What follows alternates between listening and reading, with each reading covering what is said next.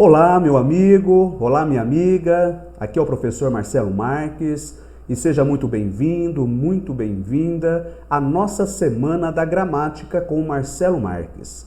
Nós vamos iniciar para você, de modo muito especial, uma Semana da Gramática com o Marcelo Marques e espero de coração que estas aulas sejam muito úteis para os seus estudos, tá certo?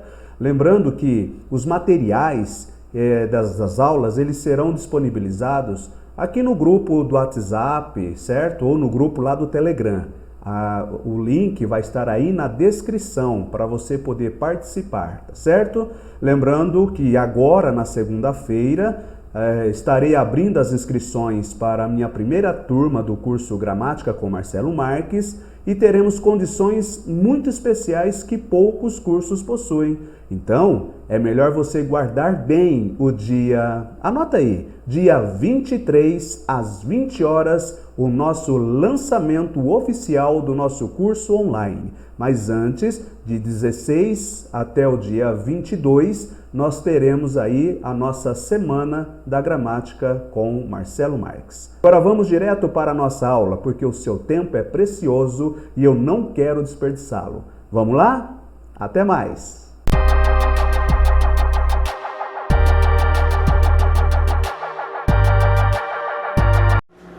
Continuando a nossa videoaula sobre verbos, vamos falar de verbos abundantes, verbos regulares, irregulares, defectivos e também vamos falar dos verbos anômalos, tá certo? E aí a gente encerra essas videoaulas sobre os verbos e aí você entendendo a respeito dos verbos, você vai conseguir estudar a teoria com mais praticidade, com tranquilidade, com facilidade, tá certo? E aí as dúvidas você já sabe, é só enviar via WhatsApp aí no nosso grupo ou via e-mail que nós estamos aqui para tirarmos as suas dúvidas, certo? Verbos abundantes, né? Olha só os verbos abundantes. Os verbos abundantes na língua portuguesa, preste bastante atenção, que interessante. Muita gente faz essa confusão nítida. Olha só, vai ser usado os verbos auxiliares, ter e haver, para os verbos regulares, certo? Para os verbos regulares. E o ser e estar para os verbos irregulares, certo? Então eu peguei aqui como base alguns verbos e você vai conseguir entender de fato. Quando eu digo aceitado, né, esse verbo abundante, ele é um verbo regular, ou seja, ele tem aceitado a proposta, ele havia aceitado a proposta, ele tinha aceitado a proposta, ou a proposta foi aceita, certo? Aqui está aceito, tá? Ou seja, o pedido do casamento foi aceito. Por quê? Porque nós vamos usar o verbo ser ou estar, ok? Então, quando eu digo eu havia aceitado, nós estamos com o particípio regular, tá certo? Aqui no caso, ó, são os particípios, certo? Aqui nós temos o particípio regular. Vou repetir. Eu havia aceitado a proposta. Particípio regular, verbo abundante. A proposta foi aceita. A proposta está aceita. Particípio irregular. Isso se chama verbos abundantes. Olha outro verbo lá, o acender, tá? Eu havia acendido o fogo, eu tinha acendido o fogo, certo? O fogo foi aceso, a luz está acesa, certo? Particípio regular, particípio irregular.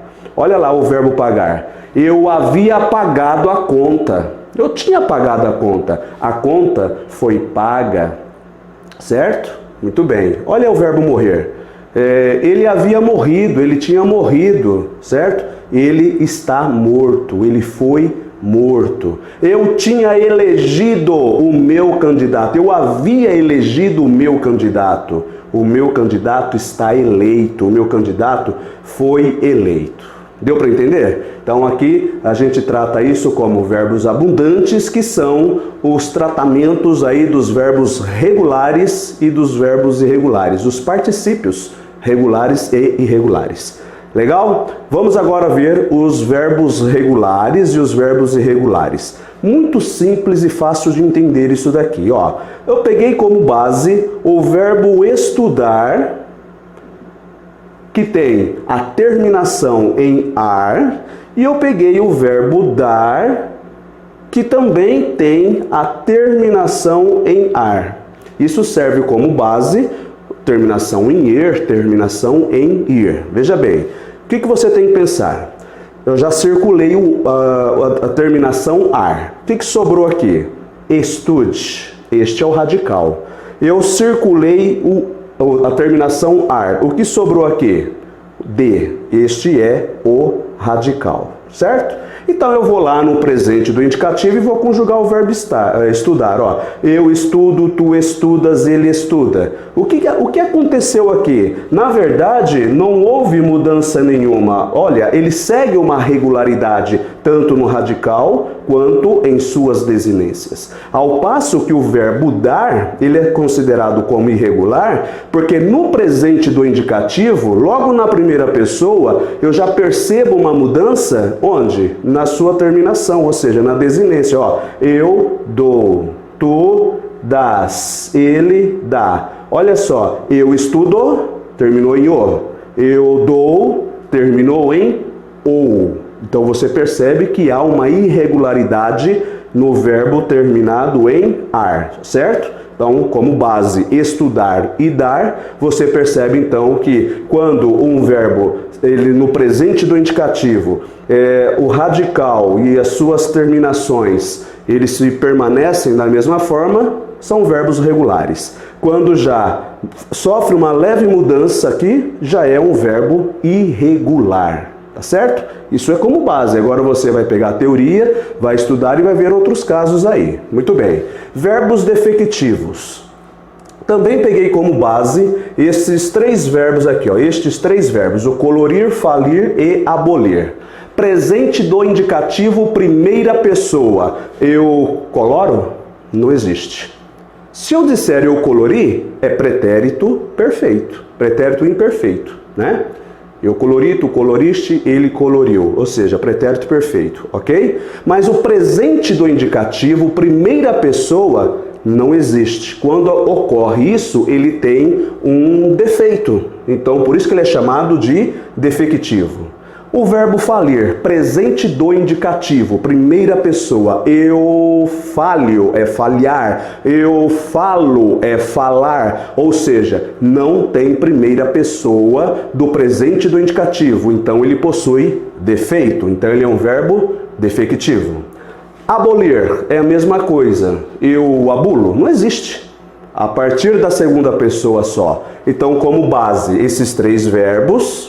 Na lista você vai perceber, na teoria, muito mais verbos, aí você vai ter como base e fazer o seu estudo, e você vai ver que, para que seja um verbo defectivo, ele, pelo menos uma pessoa do discurso, não há conjugação. Legal? Certo, beleza. E por último aqui, então, os verbos anômalos. Os verbos anômalos, a palavra anômalo vem de anomalia, isso quer dizer...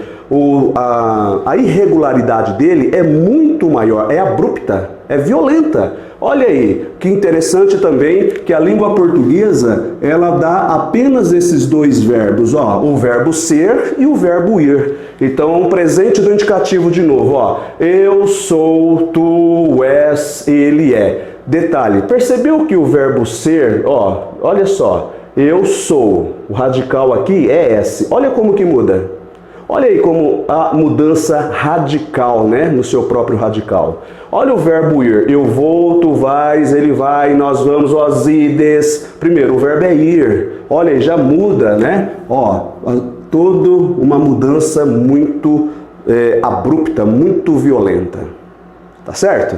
Então é isso aí. Então a gente fecha aí o nosso módulo sobre verbos. Então você vai pegar agora, assistiu a essas videoaulas, você vai pegar agora a teoria, dá uma lida na teoria e tem os exercícios e pratiquem os exercícios. Pratique bastante, certo?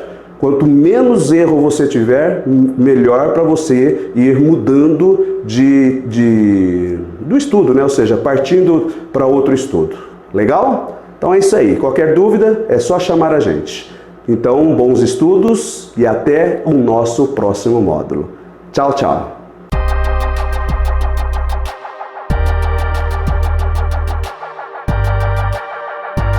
Chegamos ao final de mais uma da nossa aula da Semana da Gramática. Espero que você tenha gostado e caso tenha ficado com alguma dúvida, deixe aqui nos comentários. Lembrando que os materiais das aulas são disponibilizados no grupo do WhatsApp ou no canal do Telegram. E para você acessar o Telegram ou o WhatsApp, basta clicar nos links que estão disponíveis na descrição desse vídeo. Ok? Eu vou ficando por aqui e até a nossa próxima aula. Até mais, tchau, tchau!